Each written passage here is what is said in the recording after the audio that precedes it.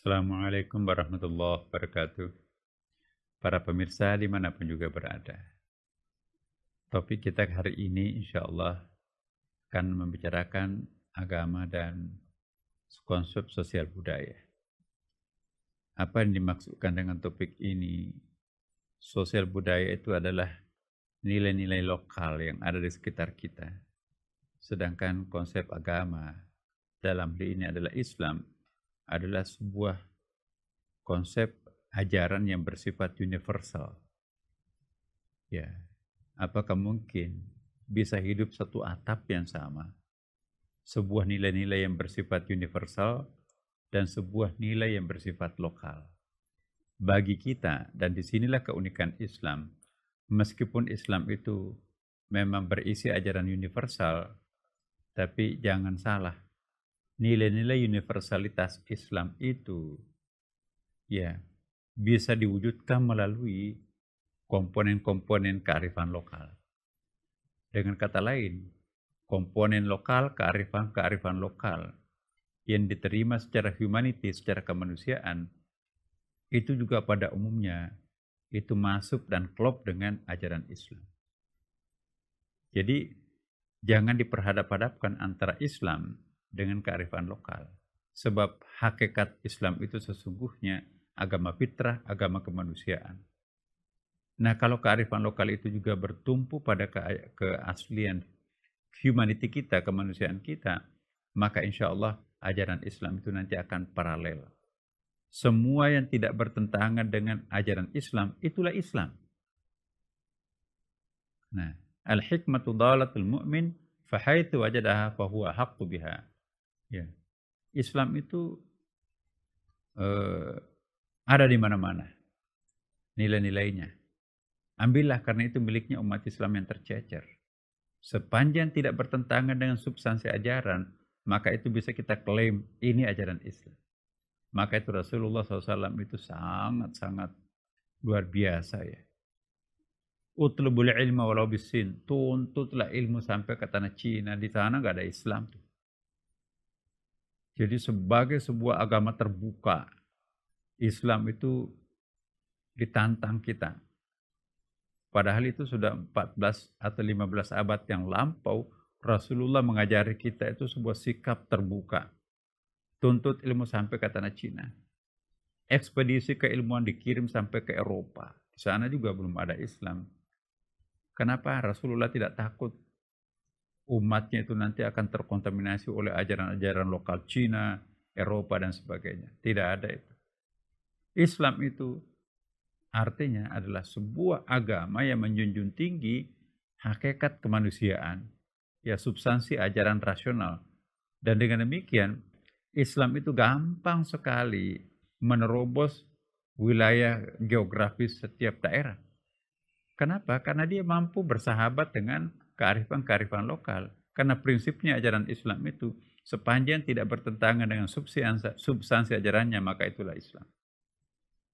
Contohnya, ya, ketika Wali Songo mengembangkan Islam mulai di Pulau Jawa, kemudian nanti menyebar kemana-mana. Coba kita lihat, apa yang dilakukan para Wali Songo, Wali 9 itu di Indonesia. Memperkenalkan Islam itu di Indonesia itu, mereka menganggap itu tidak terlalu berat. Kenapa? Karena ajaran lokal Jawa itu merupakan pangkalan pendaratan Islam yang sangat subur. Jadi kultur Indonesia, kultur Nusantara itu lahan subur untuk tumbuhnya benih-benih keislaman. Kenapa? Islam kok bisa tumbuh di wilayah Nusantara dengan begitu mudah?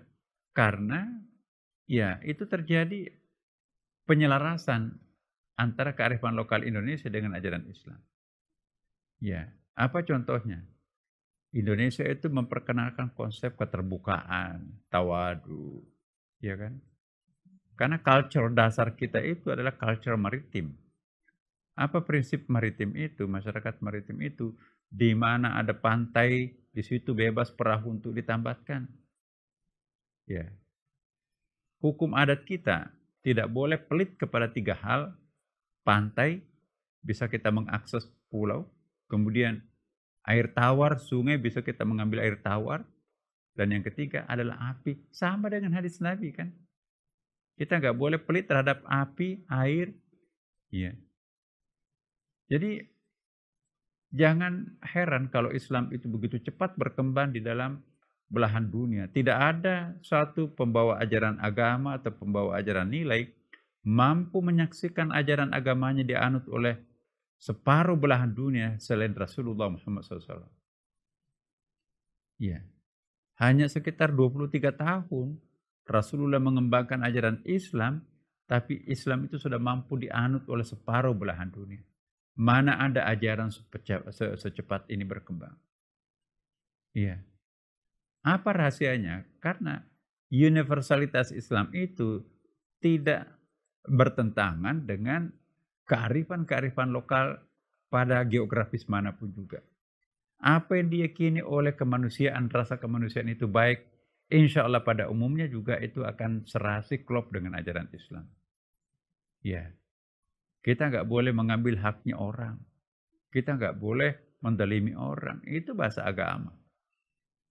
Sebelum ada Al-Quran, sebelum ada Islam datang, itu sudah ada. Bahkan kalau kita lihat di dalam masyarakat Indonesia, sudah ada kepercayaan yang mempercayai ketuhanan yang Maha Esa.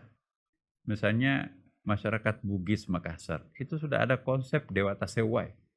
Dewata Sewai itu artinya apa? Konsep ketuhanan yang Maha Esa. Jadi sebelum Islam datang, masyarakat Bugis Makassar itu sudah mengenal apa yang disebut dengan ketuhanan yang Maha Esa. Dewata Sewai namanya. Dewata artinya Tuhan, Sewai artinya satu. Jadi Qul huwallahu ahad.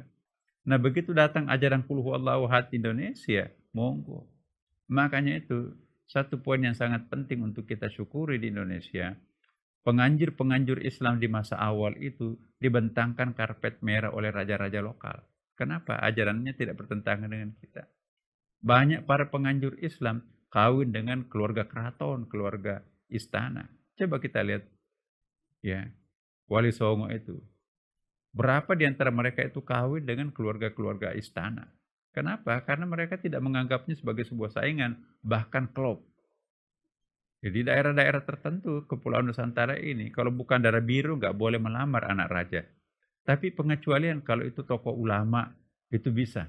Nah ini satu pertanda bahwa antara Islam dan kearifan lokal itu bisa hidup berdampingan dengan mesra.